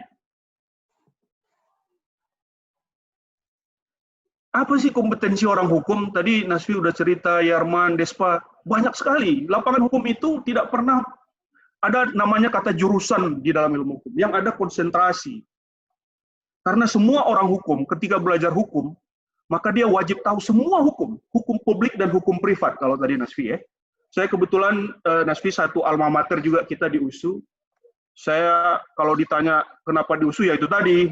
Itu pilihan ketiga lah. Anak IPA 1 itu pilihannya kadang-kadang murtad juga itu. Pilihan 1 harus eksakta, pada saat itu ada IPC, UMPTN zamannya dulu itu, tahun 99. Saya dulu pilihan ketiga disuruh di Visipol Sejarah, karena dulu ada namanya bimbingan medika. Dulu tahun itu memang sekolah kita lagi ingin menunjukkan bahwa 100% alumni Matauli itu diterima di PTN ya. Jadi memang ada sedikit intervensi lah mengarahkan kita supaya mengambil jurusan-jurusan fakultas yang tingkat peluang kelulusannya besar. Dan itu didasarkan pada hasil tryout bimbingan tes. Nah, saya pada saat itu, sekedar cerita, ini pilihan pertama itu teknik perminyakan ITB. Lagi-lagi anak Matauli itu ITB lah pokoknya, ITB. Kemudian yang kedua teknik mesin UGM, kemudian yang ketiga saya ilmu hukum USU. Bayangin itu, ilmu hukum USU, nggak ada cantolannya sedikit pun itu. Tapi karena semua prinsip-prinsip di Matauli itu mengajarkan kita belajar cepat, berpikir sistematis, struktur, menyampaikan, berbicara, berani, tampil, leadership, semua ada, alhamdulillah itu bisa ditangani dengan baik. Jadi slide ini silakan adik-adik nanti bisa pelajari. Hukum itu seluas itu, dan saya kasih tahu, hukum itu bukan menghafal pasal. Jadi kekeliruan selama ini hukum itu menghafal pasal keliru. Kemudian hukum itu hanya kerjanya polisi, hakim, jaksa, itu juga keliru. Saya mau katakan, hukum itu kalau Cicero bilang ubi societas ibi ius, di mana ada masyarakat di situ ada hukum. Jadi setiap ada orang yang berbicara lebih dari satu ada hukum. Gitu, teman-teman. Bahkan kita yang sekarang berbicara ini perlu hukum. Nah, jadi dari slide saya ini bisa membantu memberikan gambaran ke adik-adik yang mau meneruskan dan mendalami ilmu hukum. Kira-kira inilah dasar-dasar pengetahuan hukum supaya bisa menjadi abang-abang tadi seperti Yarman, seperti Bang Despa, bekerja di law firm dan segala macam. Next. Nah, ini beberapa skill set yang secara umum ada dan akan didapatkan seiring dengan perjalanan kita bila berprofesi di bidang hukum. Saya setamat dari kuliah 2 tahun menjadi asistennya guru besarnya si Nasfi tadi itu, Bang Bismar, Profesor Bismar. Kita lah yang membentuk jurusan si Nasfi itu, kita yang membentuk dulu. Hukum ekonomi, hukum bisnis kita lah yang create dulu itu. Kemudian tahun 2005 selama di kampus, ya sebagai akademisi berlakulah seperti akademisi pembicara sana sini. Dulu itu karena Taman Reformasi ada Komisi Hukum Nasional, kemudian ada KPP KPPU, semua diikutin gitu. Sampai akhirnya hijrah di Jakarta 2005. Ini beberapa skill, legal drafting, legal writing, legal due diligence, semuanya kalau secara mendasar, kalau diambil analogi, semuanya ada di Matauli ini. Legal drafting, saya kalau konsep-konsep anak Matauli kayaknya suka ngarang. Gitu. Paling enggak kalau duduk di kolam alam itu Naldo dulu sama Barat, mandang-mandang, sambil mandang gebetan di perle-perle, kan? Dia mendraft sesuatu dalam mindset mereka itu biasanya. Legal writing, apalagi zaman dulu itu kalau di Matauli, saya sampai ketahuan mengirim surat ke pacar. Akhirnya disuruh baca di dalam, di apel, di sebuah apel. Saya juga malu itu surat saya dibacakan. Ya. Tapi legal writing itu ada. Legal due diligence, oh ini apalagi ada di Matauli. Dulu, Pak Kepala Sekolah Pak Marioto itu ya, Marioto ya, yang awal-awal itu ya, yang dari Taruna Nusantara ya, itu pernah nanya, kamu tahu nggak patung ini, patung yang berdagu itu apa namanya, tangan diletakkan di dagu itu, The Thinker. Dia bilang, The Thinker. Terus, kamu kelas berapa? Kelas 2 pada saat itu. Saya sepulang dari Paskibraka Nasional pada situ, pulang berapa? Kamu tahu nggak berapa jumlah tiang listrik di kampus kita? Kebayang nggak? Kamu tahu nggak berapa mesin pompa di asrama yang kamu tiap hari mandi dengannya? Bayangkan itu. Pada saat itu saya bingung, saya disuruh lari untuk ngitung tiang listrik. Dari awal, dari depan gerbang. Jadi dulu itu memang kayaknya bebek iya, robot iya, tapi sekarang bermanfaat. Wah ternyata kita nggak boleh apatis dengan kiri kanan kita. Kehidupan ini udah ada yang ngatur. Bukan kita yang bilang, aku nanti jadi personal, jadi orang kaya, punya mobil banyak. Bukan. Tapi kita yang mengatakan, diri aku ini, sebagai anak Matauli, bermanfaat bagi orang. Kita itu. Itu harus punya kebanggaan, Matauli. Jadi, kompetensi ini nilainya ada di kita. Next. Nah, ini pun attitude yang saya bilang tadi ini. Kalau saya lebih ke ini ya, pendekatan saya karena saya Muslim, saya mengatakan ya jagalah akhlak dan adab ya. Karena orang berilmu itu yang penting itu adabnya. Jangan sampai terjadi banyak kita hadapi yang sekarang ini, banyak sekali orang berilmu tidak punya adab dan akhlak, akhirnya kacau. Yang mana yang satu yang benar itu kita udah nggak tahu nih zaman sekarang. Sekarang orang banyak tahu tapi nggak tahu banyak. Share apa-apa berita share gitu ya. Banyak tahu karena internet terbuka tapi nggak tahu banyak. Kalau ditanya dia tentang apa ini, iya saya cuma share. Yang penting kan baik, yang penting positif. Nggak ada yang menjawab, ya kan? Banyak orang sekarang itu merasa pintar tapi nggak pintar merasa. Dia merasa dengan prestasinya itu, dialah itu merasa pintar. Akulah yang pintar itu. Matauli itulah yang pintar itu. Enggak. Tapi kita harus pintar merasa, oh ternyata ada alumni aku yang butuh juga tangan aku. Butuh juga dikompain, butuh juga supaya dia terbuka, butuh juga dia untuk menjalani kehidupan itu yakin. Sampai ada dulu senior itu ya, yang ngantar itu, dia supir Sibolga, apa namanya? Sibolga Medan ya. Waktu kita kuliah itu, kalau pulang kan harus naik kapal lagi, belum ada pesawat yang begini, dan nggak sanggup juga pada saat itu, dari Medan Sibolga itu alumni Matauli, abang itu, sampai malu gitu, dan kita juga jadi sungkan gitu. Karena kenapa? Karena udah dipersepsikan di mindset kita, seakan-akan kita tuh bintang yang itu, jadi yang mengontrol itu semua akhlak dan adab. Ayo kita rangkul dengan bahasa-bahasa yang persuasif, approach, semua bisa. Anak Matauli itu semua bisa. Kalau nggak lulus dia masuk Matauli. Nggak lulus. Semua 4 tes itu dilewatin. Artinya dia berhasil menyelesaikan dan memenuhi standar perilaku, nilai-nilai itu. Dan itu harus kita bawa sampai kehidupan kita berikutnya. Sampai saya berkeluarga juga ala Matauli. Anak saya baru 4. Saya tinggal di Jabodetabek. Sekarang saya jadi GM di salah satu perusahaan telco. Saya tidak mau sebut namanya karena takut iklan, tapi saya sebut aja XL Axiata. Tapi saya mau katakan nilai-nilai Matauli itu kita punya, kita terhormat. Dan nggak ada lagi cerita tadi misalnya kesusahan, ada banyak dulu junior lagi Toldo, sekarang udah di Jepang, membanggakan Bang Hotler, itu sekarang di Norway, di minyak. Itu kalau tanya susahnya, nggak selesai kita satu malam membicarakan susahnya kehidupan itu, makan ubi pun udah syukur. Tapi semangat, karena memang otak kita di Matauli itu udah di set minimal standar orang masuk Matauli ini otaknya udah bagus, jadi hardware-nya udah ada nih. Sehingga adik-adik yang memilih jurusan hukum jangan takut, kecil lah kalau cuma ilmu hukum lah, kecil lah. Tapi ingat, adab akhlak, kompetensi itu, attitude, hormati guru, orang tua diingat, pendiri kita doakan, insya Allah itu berkah. Next. Nah, kalau jadi professional lawyer, kalau ada bilang, lawyer itu kan bang, benar jadi salah, salah jadi benar, nah itu Anda berarti termakan banyak berita. Nah, kalau mau lihat lawyer itu, lihat lawyer anak-anak Matauli. Asik. Belum, kalau parameternya kekayaan, kesuksesan, rumah besar, mobil banyak, bermerek, sepatu, pantofelnya itu berkelas, merek Itali, dan segala macam, itu mah kecil. Itu bukan tujuannya.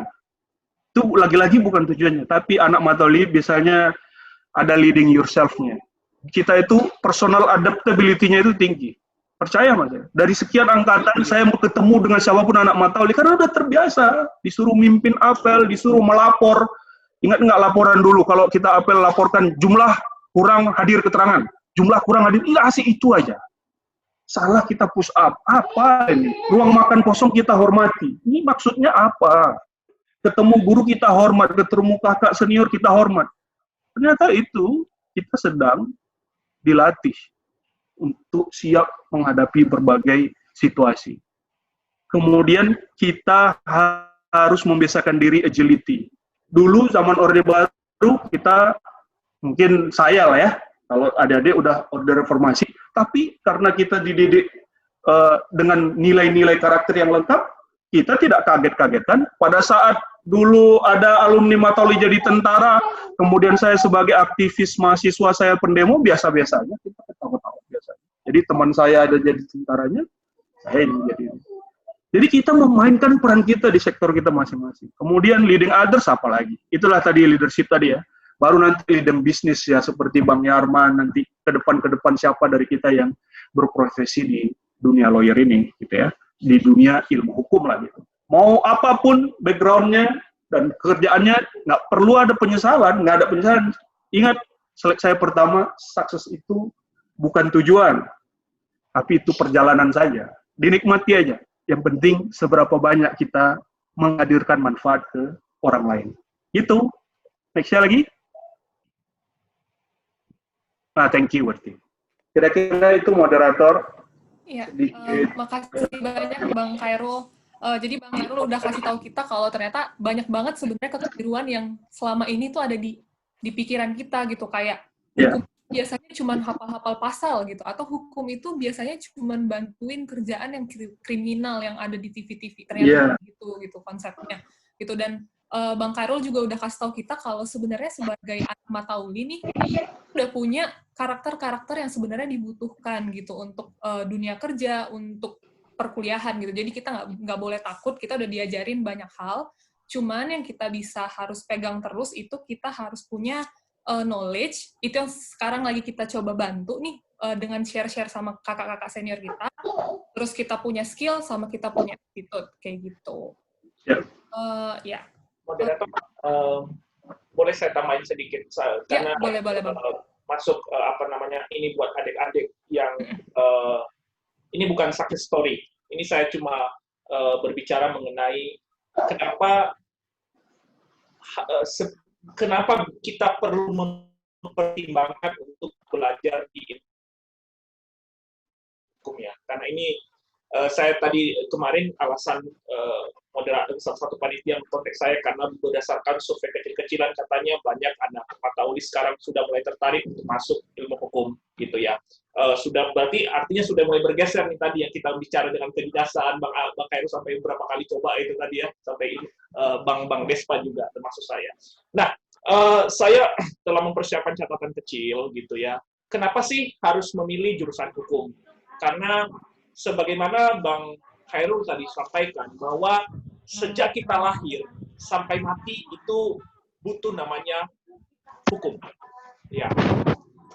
Ini buat adik-adik sekalian gambaran bahwa kalau kalian belajar ilmu hukum, lulusan jurusan hukum itu bisa bekerja di mana saja. Ya. Bisa menjadi seperti kami pengacara, bisa sebagai in-house itu yang bekerja sebagai legal perusahaan seperti Bang Khairul. Ada juga kakak angkatan 5 kalau angkatan berapa yang jadi notaris. Bahkan kalau adik-adik nanti akhirnya mencoba menjadi PNS, kalian cek aja, ada nggak dinas atau kementerian atau kantor publik yang tidak ada orang hukumnya? Selalu ada orang hukumnya, gitu. Dan sekarang juga perusahaan-perusahaan baru itu semua butuh orang hukum. Merusui kami ya katanya. Lagi di rumah besar, lagi Zoom tutup. Jadi merusui kami ya. Hukum ini memang sangat-sangat luas. Kemudian buat adik-adik sekalian, sebagaimana tadi yang disampaikan Bang Khairul bahwa jangan khawatir ketidakpunyaan. Kita ini berasal dari keluarga miskin atau tidak mampu. Memang Matauli memang kenyataannya banyak tidak mampu. Bang Khairul sama saya dari NIA, orang tua saya nggak usah diomongin lah. Orang tua saya cuma guru SD, ibu saya tidak bekerja. Kami bertiga itu nggak dari tidak mampu bisa dibilang. Tapi jurusan hukum adik-adik ini salah satu yang kalian bisa pertimbangkan. Jurusan hukum itu tidak mahal.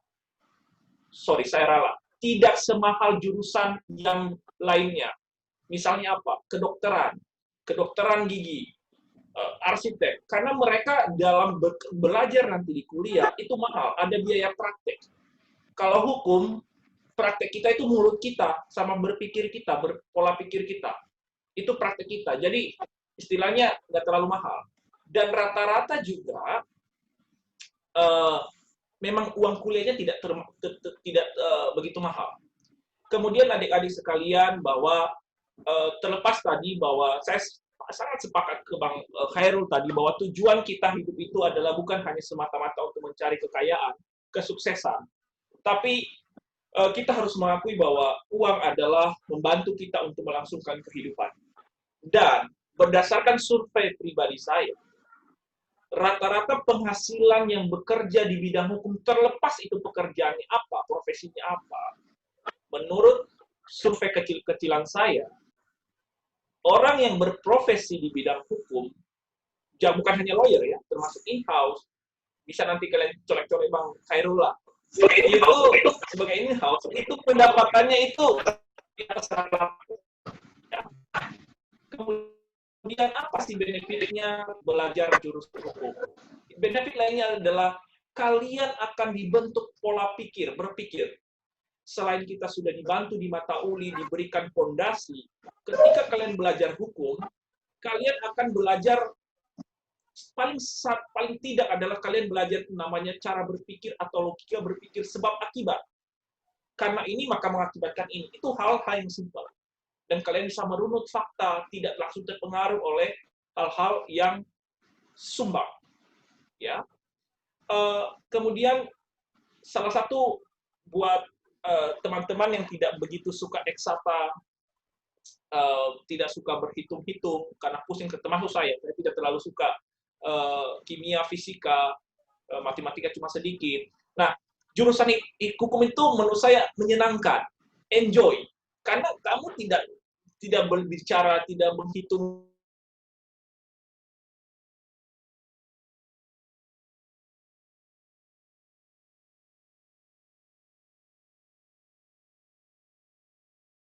Tabel periodik. Tabel periodik itu kalian nggak belajar itu. Nah, kemudian apa lagi enaknya kalau belajar hukum? Mungkin yang pernah kuliah di hukum senior-senior yang lain, mungkin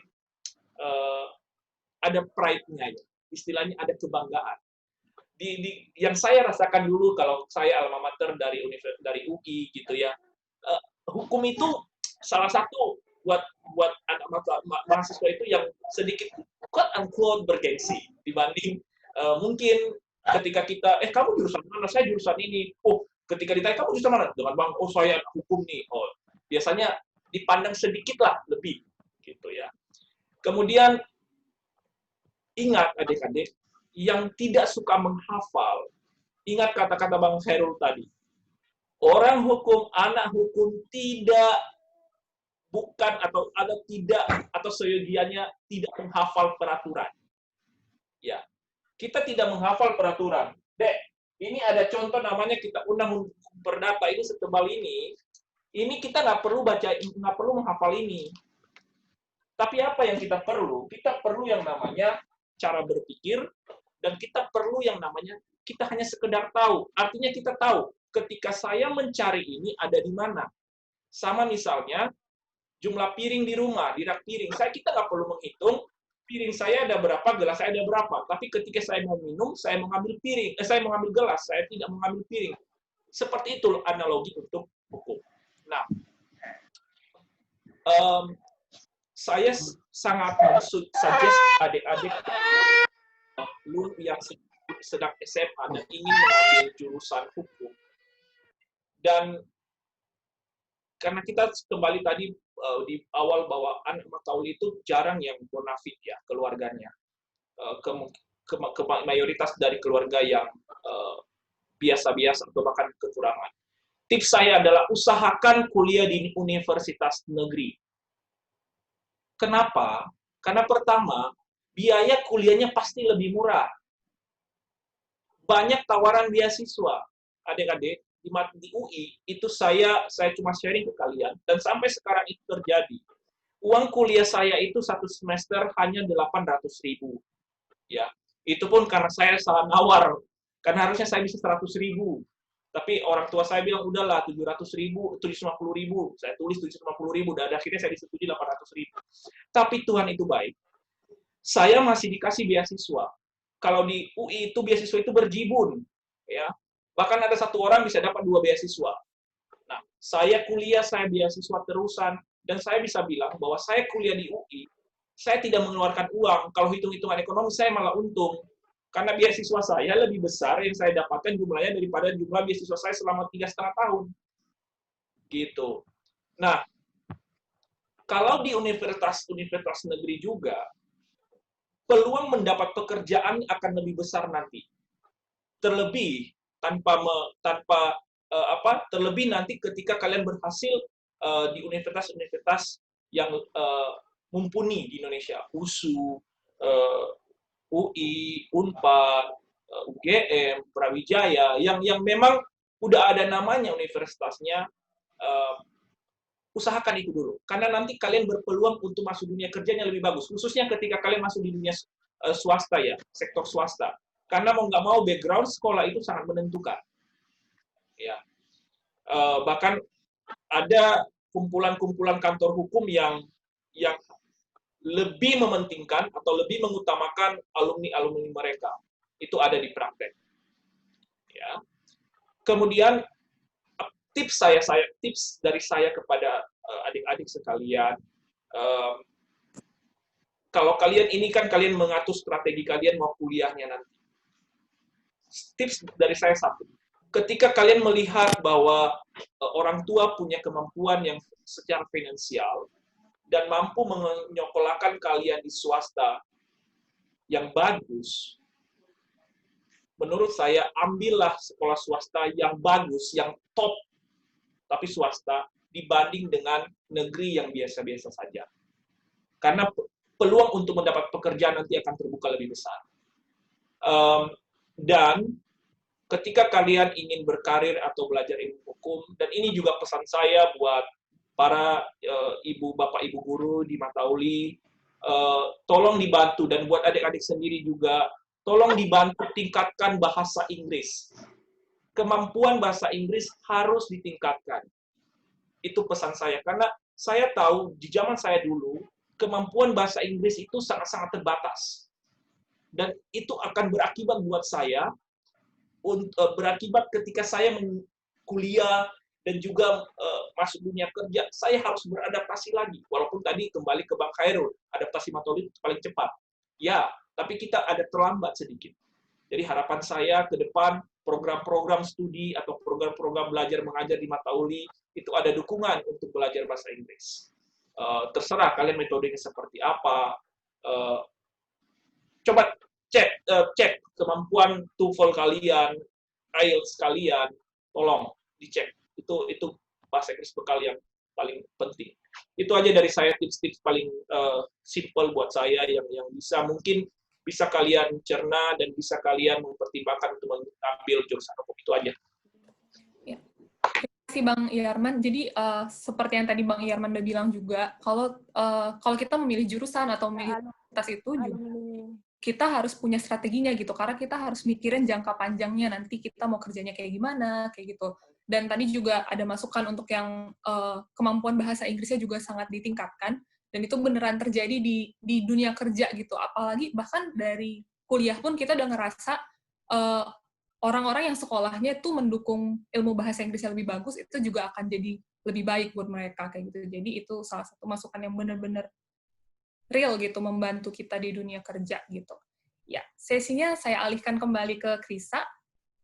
Oke, terima kasih Yantin. Terima kasih untuk Bang Khairul dan Bang Iyarman di sesi kali ini. Kita mau bacain dulu Bang, ada pesan-pesan di grup chat kita.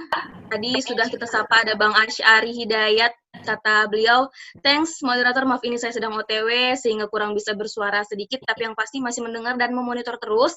Salam dari Bang Asy'ari Hidayat, CIT Angkatan 9, domisili Medan, dan saat ini bekerja di PT KAI Medan. Lalu juga ada juga dari Bang David Banjarnahor, Angkatan 11. Katanya tadi sudah disinggung ada Ikamalo, Bang, katanya gitu. Terus ada juga dari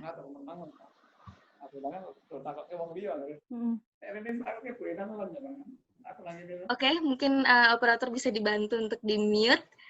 Juga ada dari Bang Irwan Syahputra, katanya apa kabar Bang Noel, apa kabar Bang Despa, apa kabar kakak abang semua. Oh ya Bang, ini sekalian aja kita baca grup chat, juga ada pertanyaan, jadi nanti abang-abang sekalian bisa sekaligus menjawab. Ya Bang ya. Oke Bang, Silakan. ini ada pertanyaan nih Bang, dari Bang David Banjar Nahor, Angkatan 11.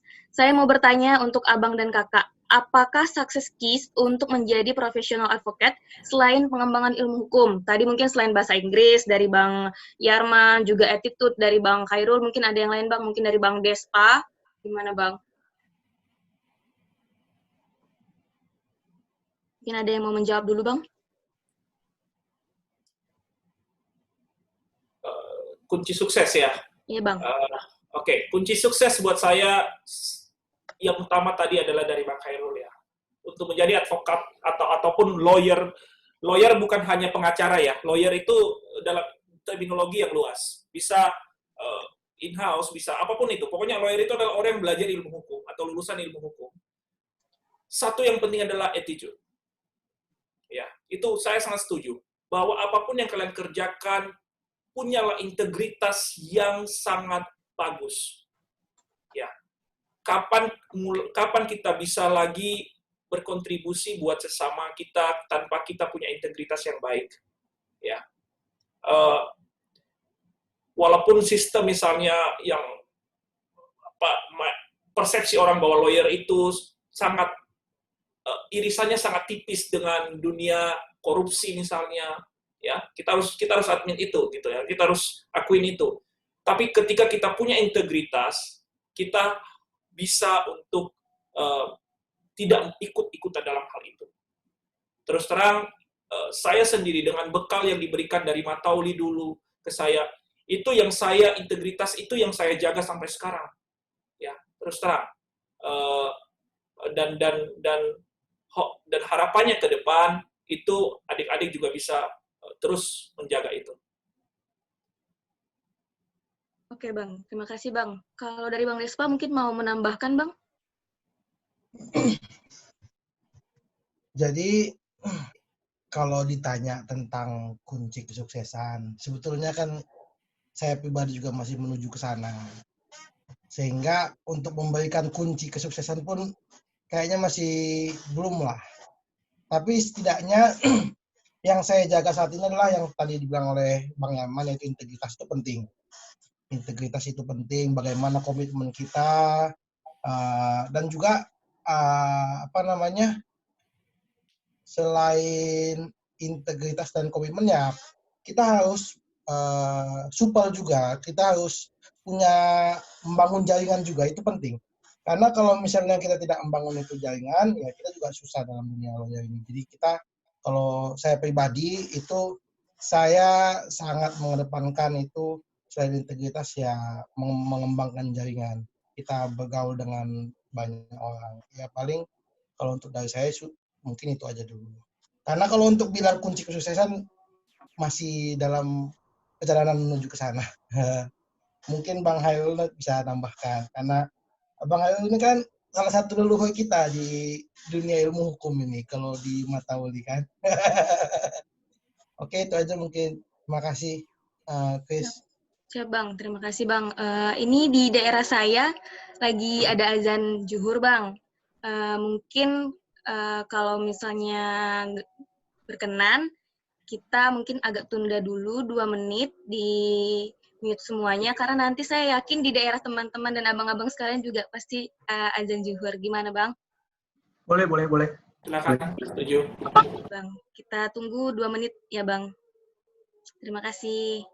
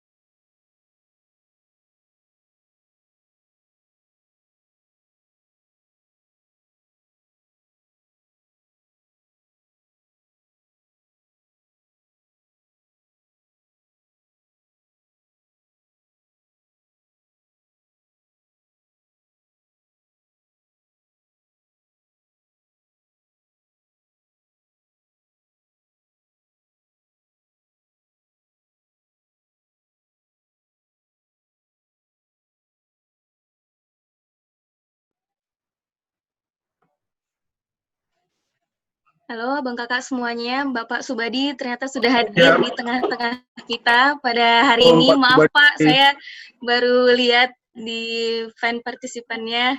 Bu Yayu. Selamat siang Pak. Bu Yayu juga, Bu Yayu. Selamat siang Ibu. Rasanya seperti kembali ke Matauli beberapa tahun yang lalu. Ibu Yayu ini salah satu yang mendorong saya masuk hukum ini. Makasih Bu. Dulu Ibu Yayu banyak sekali memberikan nasihat-nasihat kepada kita ketika kita galau dan bimbang, kita pergi ke bimbingan konseling dan Ibu Yayu akan siap sedia untuk menjawab semua pertanyaan-pertanyaan kita. Terima kasih untuk saran dan petuah-petuahnya Bu, karena Ibu dan Bapak lah kami bisa sampai seperti sekarang ini. Mungkin dari Ibu ada yang ingin disampaikan kepada kami semua, Ibu, kami persilakan Bu. Di-unmute dulu ininya. Di-unmute dulu kali, operator. Iya Bang, udah Bang. Iya. Assalamualaikum warahmatullahi wabarakatuh. Halo. Waalaikumsalam. Waalaikumsalam warahmatullahi wabarakatuh. Iya. Senang sekali gabung dengan kalian semua.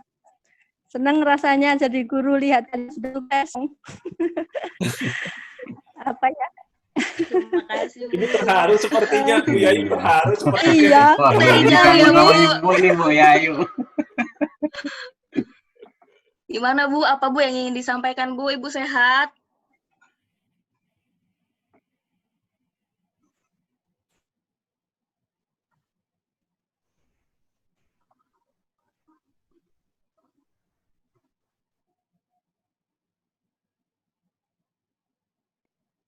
Halo Ibu? Mungkin ada sedikit gangguan atau mungkin di mute ya? Apakah di mute? Oh iya. Gangguan. Ini. Mungkin Bang Khairul. Ibu gimana Bu? Sudah di mute?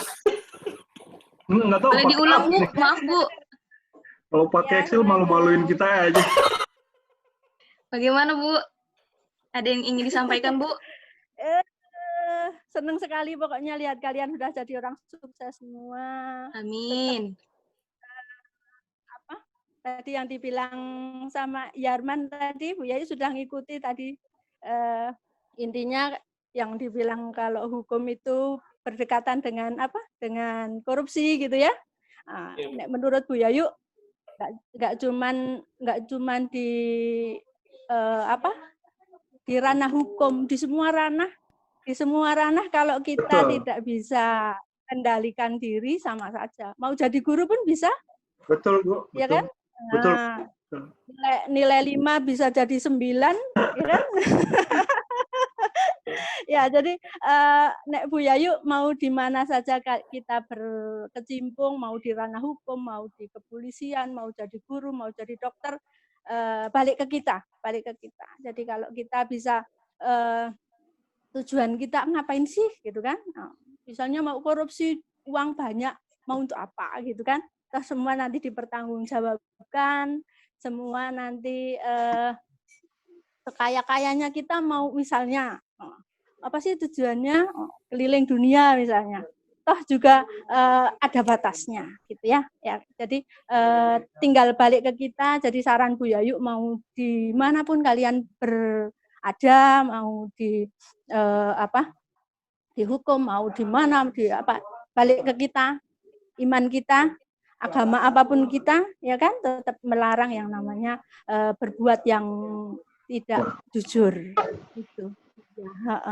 Ya, kemudian, ya, ini nanti anak ibu yang kecil juga lulus SMA tahun depan, jadi nanti mungkin ini masih bingung juga soalnya anaknya Bu Yayu, anaknya guru BK tapi bingung. Ya, jadi dia jurusan IPS, tapi nanti mungkin Bu Yayu bisa dengar sharingnya dari kalian yang sudah berkecimpung jadi lawyer. Kalau misalnya mau berkecimpung di bidang hukum, ini anaknya Bu Yayu males baca. Aduh, gimana itu? Mungkin gantian ya, Bu, kan dulu Ibu yang bimbing Bang Yarman, sekarang Bang Yarman membimbing anak Ibu gitu, adik kita juga gitu kan. Mantap, itu yang Bu Yayu harapkan. Oke, sementara Ibu nggak perlu khawatir, Bu. Saya juga malas baca kok, Bu. gitu. Yang benar. Yang benar. Aduh, itu ada Rinaldo. Salam buat Pak Pram, Bu, ya. Salam buat Pak Pram, Bu. Salam Iya, Bu Pak buat Pram, Bapak. ya. Oke. Iya, ini Bu Yayu masih di sekolah, jadi belum enggak bahas sama Bapak. Iya, nanti pulang sekolah ya. Ya, Bu, sehat selalu ya, Bu. Jaga kesehatan, Bu. Oke, Bu Yayu ngikuti aja dulu nanti kalau perlu Bu Yayu cerita lagi tak cerita. Ya. Oke, tapi ini sambil bernostalgia ketemu anak-anak. Ya, Bu, terima kasih ya, Bu. Terima kasih ya, Bu. Pak Badi dong, Kris. Kangen nih suara Pak Badi ke Kris. Iya, Pak Subadi. Ada Pak Pak Subadi. Badi dong, kangen suara Pak Sekarang. Subadi nih. Saat yang tepat kami persilakan Bapak untuk memberikan wejanganlah Pak kepada kami semua bagaimana pesan Bapak untuk kami semua alumni Matauli maupun adik-adik yang saat ini menyaksikan sesi Zoom kita. Kami persilakan Pak. Terima kasih, Chris. Assalamualaikum warahmatullahi wabarakatuh. Selamat siang.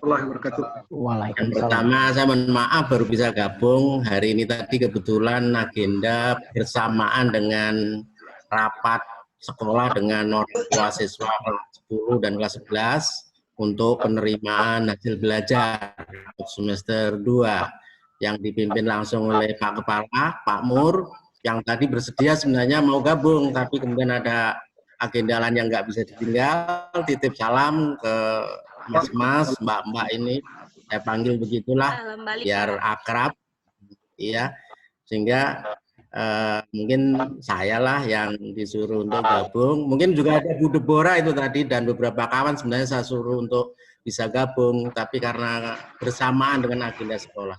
Kebetulan sekolah juga bisa, alhamdulillah ya, ini untuk aplikasi Zoom ini sekolah hari ini tadi rapat dengan orang tua siswa seluruh kelas 10 dan sekitar 800 orang secara bersamaan dan berhasil dengan baik. Mudah-mudahan ke depan termasuk tahun ajaran baru nanti tanggal 13 masih situasi seperti ini, tetap dengan pembelajaran jarak jauh dengan daring akan lebih baik. Itu pengantarnya. Yang kedua, saya sebagai seorang guru itu kalau bicara masalah knowledge, saya nanti kan karena ada Mas Rinaldo, ada Mas Yarwan, aku Airul, nggak mungkin lagi aku cerita knowledge ya. Saya hanya seorang guru, rasanya seorang guru itu kalau melihat anak didiknya berhasil itu seneng, adem. Ya. Nah, doa guru itu memang ingin melihat anak-anak didiknya berhasil, anak didiknya bisa menemukan jati dirinya sendiri-sendiri. Tadi sepintas saya ada agak ikut sedikit, ada hal yang sangat saya senang karena mas-mas itu bicara masalah attitude, masalah karakter. Itu yang sangat mendasar dan itu penting. Kalau masalah knowledge itu bisa di-upgrade kapan saja itu. Kapan saja. Dan sumbernya banyak. Makanya saya nggak akan berani saya bicara masalah knowledge. Mas-mas sudah jago semua lah itu.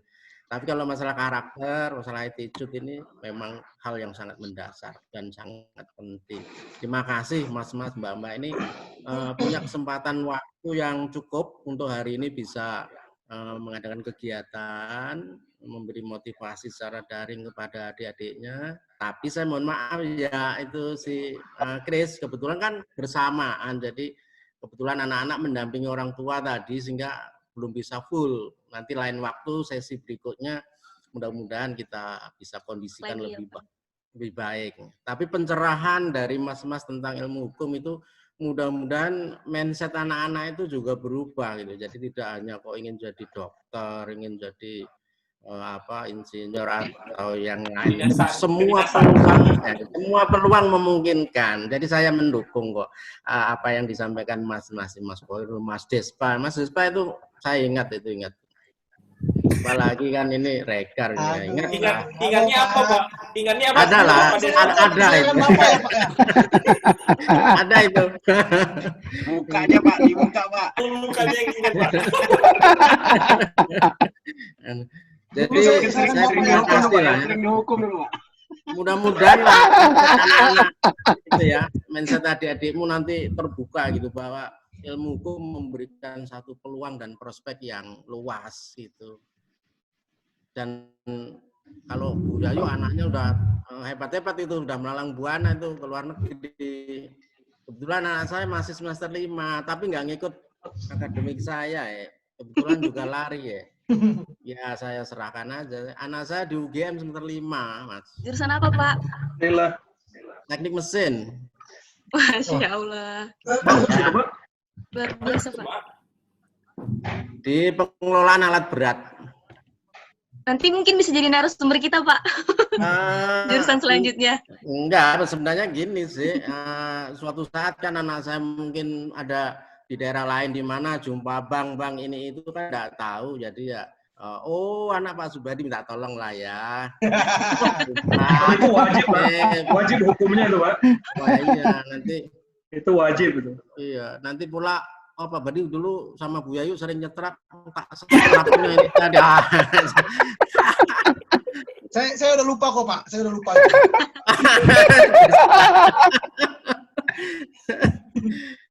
Jadi saya betul ya terima kasih alumni mau berkiprah dan memberi peran. Mungkin kedepannya juga ada hal-hal lain yang bisa disampaikan ke adik-adiknya ya. Seiring dengan perkembangan waktu ya memang setiap masa kan beda tantangannya, setiap masa juga beda tokohnya, sehingga itu akan membawa karakter sendiri-sendiri. Ketika Mas Koirul di angkatan ketiga, Mas Yarwan dan termasuk angkatan yang paling bontot mungkin itu memang ada karakteristik yang beda-beda sesuai dengan lingkungan kan membentuk waktu itu. Tapi setidaknya tadi yang saya senang itu karakter Mataulinya jangan hilang. Sampai generasi sekarang kan sudah ke 26 ke 27 kan, jadi kan sudah luar biasa. Bu Ayu, kebetulan saya masih nyangkut di sini, jadi ya nggak tahu seberapa lagi sebenarnya nyangkut. Saya juga harus mau bertanya sama Bu Yayu gimana lah biar apa gitu kan, juga sudah tua gitu. Tapi sekali lagi ya saya senang berjumpa mas-mas mbak-mbak ini ya. Serasa saya ingin kembali seusia mas-mas itu. Tapi apalah mungkin ya, tapi tetap bahwa saya ingin mencoba untuk menyemangati diri saya tetap berjiwa muda. Makanya saya di lapangan bersama anak-anak. Mungkin itu yang ingin saya sampaikan, sedikit itu aja. Dan saya hanya berpesan tetap ingat pada alma mater, kalau memang ada sumbangsih apa setidaknya pemikiran ataupun mungkin bisalah adik-adiknya itu ya diingatkan kalau memang ada yang nggak pas ya wajar gitu ya. Kadang loh kok bisa begini, nah, itu tadi setiap masa beda tantangannya, setiap generasi punya karakter yang beda. Yang penting jati dirinya lah yang perlu. Sekali lagi terima kasih sama mas-mas semua, mbak-mbak semua ikatan alumni ini, dan salam juga dari rekan-rekan yang belum bisa bergabung. Masih banyak kok kawan-kawan guru yang masih di Pandan. Demikian, mohon maaf, kurang-kurang lebih mohon maaf. Assalamualaikum warahmatullahi wabarakatuh. Selamat. Waalaikumsalam warahmatullahi wabarakatuh. Waalaikumsalam. Mohon titip salam buat warahmatullahi yang lain ya Pak. Iya, nanti kita Terima sampaikan. kasih Pak. Baiklah abang kakak maupun rekan-rekan sekalian, sesi dari Pak Badi tadi merupakan sesi penutup kita pada kali ini. Untuk pertanyaan-pertanyaan ataupun masukan-masukan yang ada di kolom chat akan kami terima dan kami data, akan menjadi masukan bagi kami untuk perbaikan ke depannya. Bisa minta tolong, Chris? Iya Pak, gimana Pak? Apalah dada atau apa mau saya screenshot? Oke, siap Pak. Mungkin gerakan kita gimana Pak? Entahlah gimana salam ikamanya itu ada sesepuh ikamah juga itu. Ntar ya. Oke, silakan untuk ngambil entah apalah yang jadi salam ikamah gimana ya Pak? Belum ada ya salam ikamahnya ya? Mungkin kita angkat tangan aja ya Pak, kayak melambaikan tangan gitu. Atau mungkin sesuai dengan angkatannya kali, 16, 7, Silakan. 2, 3. Oke, gitu kali ya. saya ambil. Ya, bebas aja sih. Oke.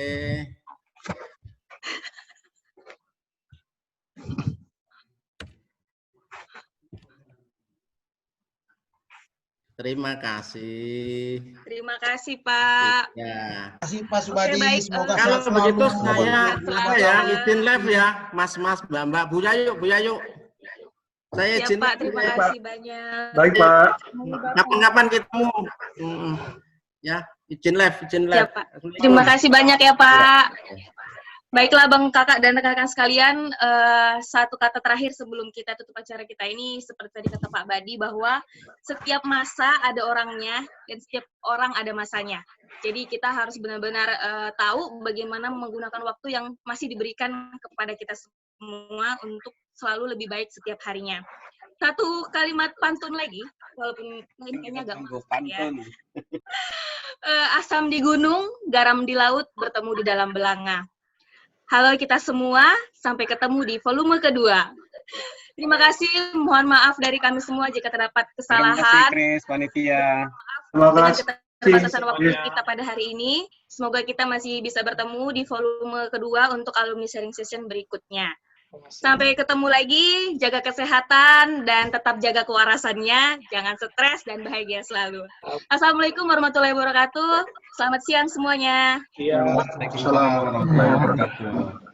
Terima kasih semuanya. Terima kasih, Bang. Teman.